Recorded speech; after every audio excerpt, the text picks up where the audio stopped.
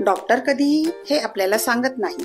एक सांधे दुखत आहेत, हाडांमध्ये ताकद कमी आहे, पांढरे तिळ खा. 2 हातपाय सुन्न होतात, नसांपर्यंत पोषण पोचत नाही, दही खा. 3 डोकं गरगरतंय म्हणजे रक्ताची कमतरता आहे, बीट खा. 4 शरीरात विचित्र वेदना आहेत, गाईचे तूप खा. 5 हृदयाचे ठोके कधी वेगाने कधी हळू होत आहेत, केळी खा.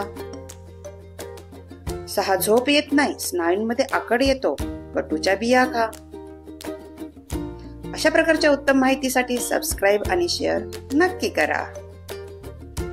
आता आपण जीवनातले कटू सत्य बघूया.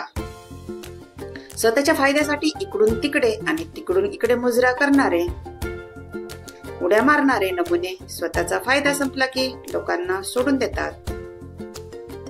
स्वाभिमानाला ठेच लागली की बाजार उठवायचा, मग तो समोरचा कोणता बादशाह का असेना.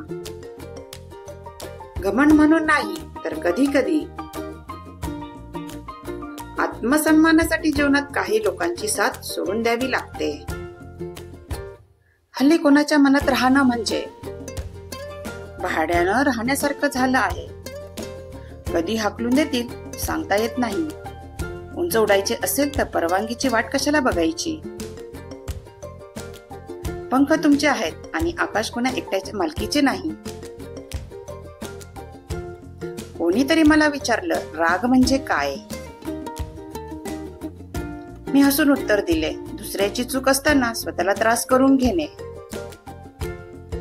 पैसा म्हणजे सर्वस्व नसले तरी पैशाशिवाय काहीच नाही, हेही तेवढेच खरे आहे.